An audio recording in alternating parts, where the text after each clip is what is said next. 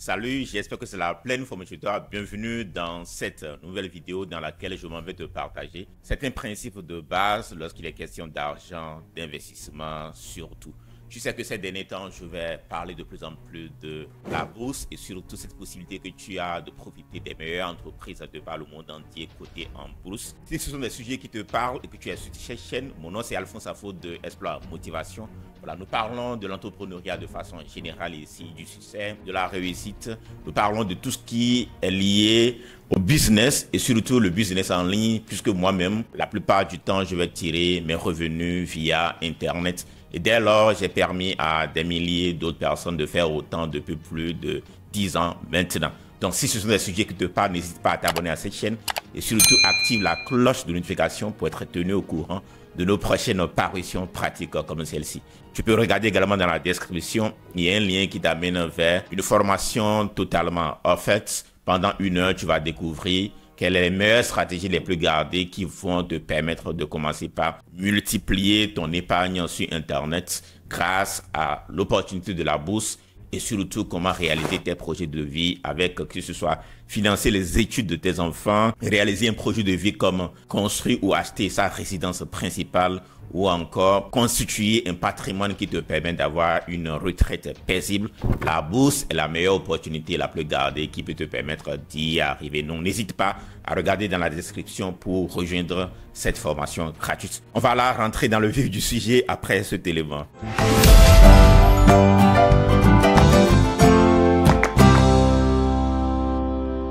Bon retour à toi dans cette vidéo. Comme je le disais à l'entame, je vais te dévoiler 4 principes de base lorsqu'il est question d'argent. Et tout à l'heure, je vais rentrer dans un webinaire, dans moins d'une heure. J'ai un webinaire tout à l'heure dans lequel je vais dévoiler les meilleures stratégies les plus gardées pour démarrer en bourse et surtout comment mettre son argent à son service, comment faire travailler son argent et multiplier son épargne à l'horizon 5 à 10 ans par 3, pourquoi pas, grâce à l'opportunité de la bourse et pour réaliser ses projets de vie, comme je l'ai dit tout à l'heure.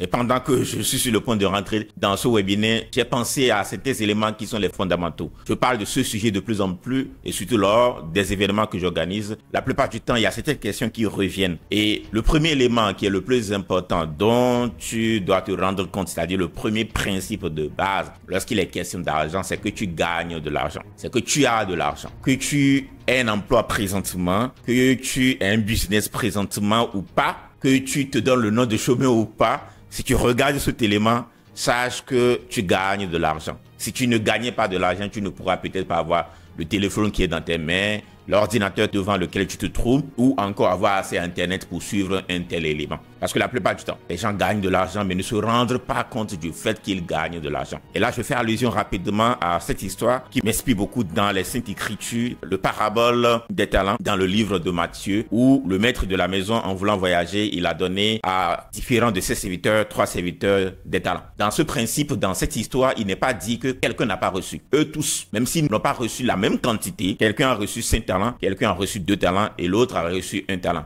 en fonction de leurs capacités. Donc, la bonne nouvelle, le premier élément de base, le premier principe de base, c'est que tu gagnes de l'argent, quelle que soit la manière dont cet argent rentre dans tes mains. Et le plus important par la suite, c'est au niveau de ce deuxième principe qui est, cela ne dépend pas de combien tu gagnes, mais de ce que tu fais avec le peu que tu gagnes. Je voudrais que tu le mettes à l'écrit. Le deuxième principe de base, lorsqu'il est question d'argent, lorsqu'il est question d'intelligence financière, ce n'est pas une question de quantité qui rentre dans ta poche. Le plus important, c'est le temps pendant lequel tu gardes, le peu que tu gagnes, et par la suite, qu'est-ce que tu en fais. Donc le plus important, c'est ce que tu en fais. Et ce principe, je le tire de Robert Kiyosaki. Voilà, il a répété maintes fois à travers la plupart de ses livres. Cela ne dépend pas de combien tu gagnes, mais de ce que tu fais avec le peu que tu gagnes. Parce qu'il y en a qui génèrent plus de 10 000 $ par mois. Il y en a qui ont des salaires qui sont dans des institutions internationales et qui vont gagner plus de 10 millions de francs CFA le mois. Mais qui, à la fin du mois, la plupart du temps, n'ont plus rien dans leur poche. Il y en a qui sont tellement payés, qui ont généré des revenus. Quand tu prends l'exemple des sportifs de haut niveau, tu connais ces histoires où voilà, à la retraite, la plupart de ceux-là sont fauchés. Autrement dit, pendant qu'ils gagnaient l'argent, pendant que l'argent rentrait, ils le dépensaient à flot sans pour autant savoir comment l'utiliser. Et à l'arrivée, ils sont fauchés parce que ils n'ont pas maîtrisé ce principe-là qui dit que cela ne dépend pas de combien tu gagnes, mais de ce que tu vas faire avec le peu que tu vas gagner. Donc, il faut que ce principe soit clair dans ta tête. Le troisième principe, le troisième élément de base, et ça, si tu l'as pas fait, je voudrais que tu fasses une pause. Dans cette vidéo, tu le fasses pour revenir et je ferai une vidéo après pour rentrer dans les détails de ce principe. À chaque étape dans ta vie, sur le plan financier, il faut que tu te poses pour faire ce qu'on appelle un bilan financier. Autrement dit, où est-ce que va ton argent? Lors de nos challenges, lors de nos formations en présentiel ou en ligne, lorsqu'il est question de la bourse, lorsqu'il est question d'investissement, on fait cet exercice-là où on amène nos participants à faire ce que j'appelle ici le bilan. Autrement dit, voilà, ils vont dessiner environ 3 colonnes dans un tableau, environ 3 colonnes. Première colonne va être dédiée à tout ce qui est entrée d'argent. Donc, quand je parle d'entrée d'argent ici, si tu es un emploi et que c'est le seul emploi que tu as et que c'est le seul emploi qui va être, voilà, ta source de revenus, il faut que tu mettes ton salaire. Il y en a qui vont avoir plusieurs sources de revenus, qui ont des business, et voilà, il y a des dons par-ci, par-là. Il va falloir quand même, sur une certaine période de temps donné, tu te poses pour faire le point de combien rentre dans ta poche et ceci de façon mensuelle. On aimerait que tu le fasses de façon mensuelle. Donc, si toi, par exemple, tu es businessman, tu dois pouvoir te payer un salaire. Et ça, j'y reviendrai dans le principe suivant. C'est ça qui te permet de savoir, même si tu as un business, parce que tu te paies, tu sais combien tu génères en termes d'argent. Donc, tu dois pouvoir énumérer tout ce qui rentre dans ta poche en termes d'argent. Ça, c'est au niveau de la première colonne. Et à la fin, tu me fais le total. Je ferai une vidéo en part entière là-dessus où j'irai sur mon tableau pour qu'on puisse détailler cet exercice-là. Au niveau de la deuxième colonne, dans ce principe qui consiste à faire le bilan, tu vas énumérer toutes tes dépenses jusqu'à aller au fait que, voilà, tu te poses des fois pour prendre des pots avec des amis. Si toi, tu fumes de la cigarette, je donne des exemples banals. Tous les détails possibles, il va falloir que tu les énumères. Si tu fais de petits dons à gauche et à droite, si tu donnes des offrandes, on voudrait que tu te poses, tu fais ce travail de brainstorming, de sorte qu'à l'arrivée, on ait une idée de là où va ton argent. Comme on l'a dit dans le principe qui vient de passer avec celui-ci, cela ne dépend pas de combien tu gagnes, mais le temps pendant lequel tu gardes ce que tu as gagné et par la suite ce que tu en fais. Donc, on veut s'assurer de où va ton argent. Et quand tu finis de faire cet exercice, la dernière étape, c'est de faire une soustraction. D'accord? Autrement dit, tu fais le total des revenus moins le total de tes dépenses et à la fin, c'est le bénéfice, quoi. Autrement dit, c'est ce qui te reste la plupart du temps à la fin du mois. Et vous savez, quand on fait cet exercice, on se rend compte que la plupart de nos participants, soit il ne leur reste presque rien, soit encore il y en a qui sont dans le négatif. Autrement dit, il y en a qui ont des dettes. Il y a des salariés qui vont avoir jusqu'à 2 ou 3 découvertes bancaires. Autrement dit, avant que l'argent ne vienne dans leur poche, la banque a déjà pris la majeure partie.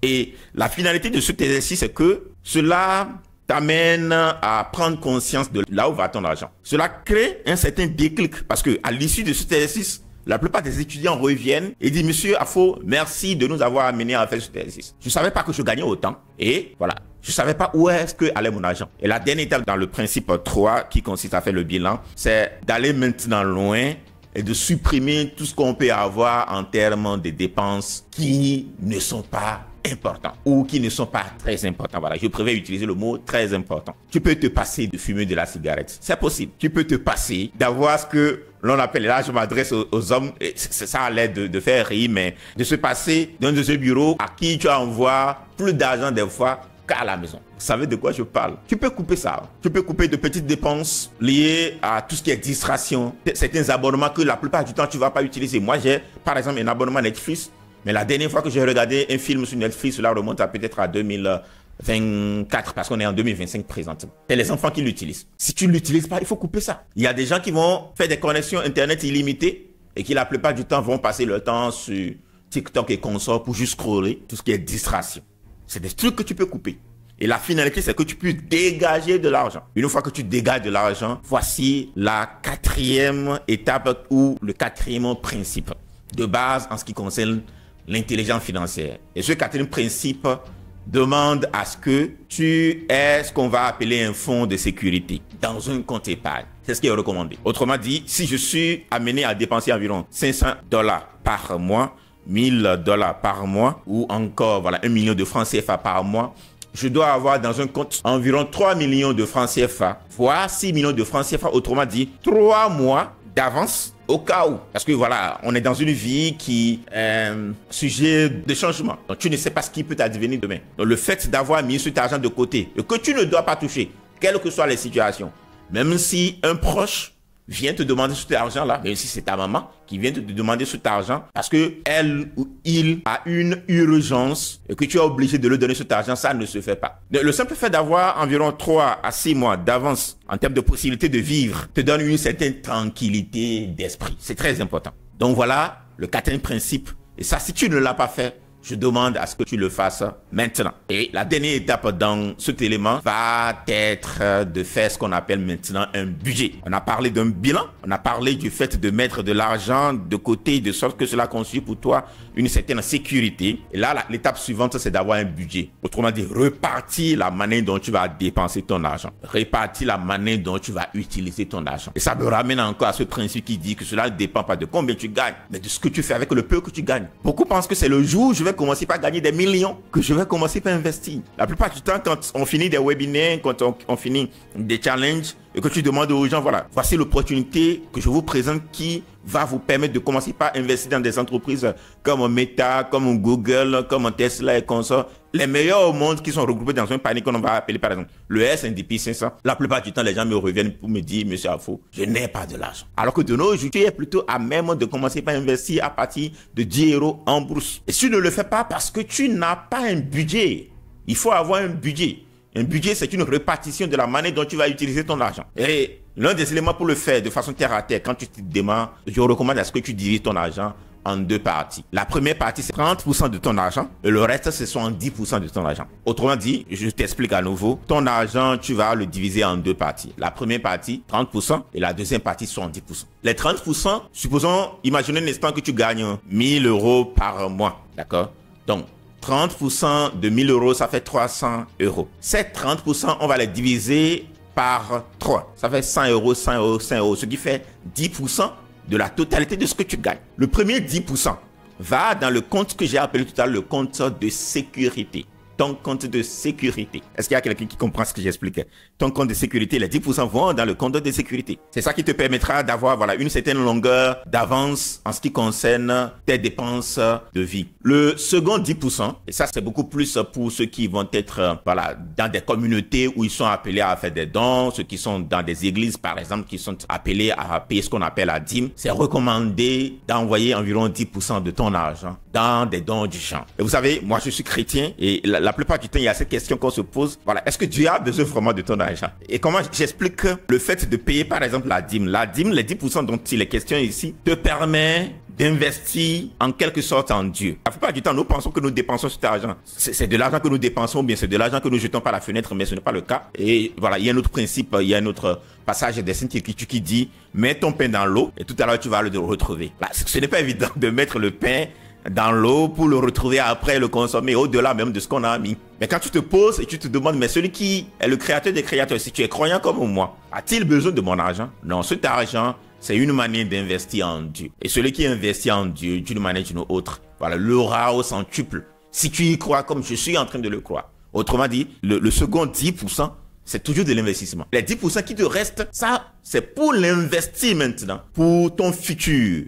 Donc, tu peux saisir des opportunités en fonction de ce que tu vas gagner. Des opportunités comme celle de la bourse. Et voilà, la meilleure opportunité de nos jours, et c'est celle que je présente depuis un moment, c'est de commencer par investir dans des meilleures entreprises côté en bout de par le monde entier. On va avoir plus de 20 000 entreprises. Et comme je l'ai dit, il y a un lien vers une formation gratuite qui t'amène voilà, à commencer par profiter d'une telle opportunité. Que ce soit l'investissement immobilier, comme ça, voilà, les 10% sont faits pour ça. Là, on a fini avec les 30 premiers pourcents. Les 70 autres pourcents sont pour tes dépenses. Et si on veut aller loin, ces 70 autres pourcents, on peut les subdiviser encore en 2 parties. Les 20%, tu vas l'utiliser pour tout ce qui est souvenir, tout ce qui est voyage, tout ce qui est le fait de se faire plaisir, de s'acheter des cadeaux, parce qu'il est très important de le faire, d'aller en week-end et comme ça, c'est très important. Et le reste des 50%, ça pour tes dépenses habituelles. Un peu comme, voilà, payer le loyer, la nourriture et comme ça. Donc voilà ce que je voudrais partager avec toi dans cette vidéo. Je suppose qu'elle n'a pas été très longue pour toi et que tu as appris pas mal de choses. Donc si on va rapidement faire un petit résumé. Le premier principe de base, c'est de se rendre compte que tu gagnes de l'argent. Donc ne dis plus que tu ne gagnes pas de l'argent, tu gagnes de l'argent. Tant que tu ne te rends pas compte que tu gagnes de l'argent, tu ne vas pas pouvoir prendre conscience et gagner davantage. Secondo, cela ne dépend pas de combien tu gagnes, mais de ce que tu vas faire avec le peu que tu gagnes. Donc, pose-toi cette question. Qu'est-ce que tu fais avec ce que je gagne? Le temps pendant lequel je le gagne d'abord. Et qu'est-ce que je fais avec par la suite? Et le troisième principe dit, demande à ce que tu te poses pour faire le bilan de où est-ce que tu en es pour tes finances. Combien tu fais rentrer, où est-ce que va ton argent et combien tu arrives à mettre de côté. Et si c'est négatif, tu dois pouvoir travailler de sorte que tu sais de vivre au-dessus de tes moyens. Et donc le quatrième budget, c'est de repartir la manière dont l'argent va être utilisé une fois que tu l'as. Autrement dit, voilà, fais ce qu'on va appeler ici un budget. C'est très important de le faire. Donc, je t'avais parlé à la base de 5 principes. Certainement, le dernier principe, c'est de commencer maintenant. D'accord, le dernier principe, c'est-à-dire que n'attends pas de remplir toutes les conditions, comme j'ai l'habitude de le dire, avant d'opérer des changements dans ta vie. Les riches, ce sont des gens qui agissent pour leur argent. Les riches, ce sont des gens qui n'attendent pas de remplir toutes les conditions, qui ne se laissent pas terrasser par la peur. La peur, elle advient à tout le monde. Le plus important, c'est comment tu arrives à dompter cette peur-là. Donc, agis pour ton argent, passe à l'action et surtout, commence par le faire dès maintenant. Et comme le principe dit, le meilleur moment pour commencer par investir, c'était hier. Le deuxième meilleur moment, c'est maintenant. Voilà, si cet élément t'a parlé, n'hésite pas à le partager avec ceux qui t'entourent pour faire du bien dans leur vie. Et surtout, voilà, abonne-toi à cette chaîne, active la cloche de notification, partage cette vidéo autour de toi et on va continuer à explorer l'impossible. Thank you. Ciao.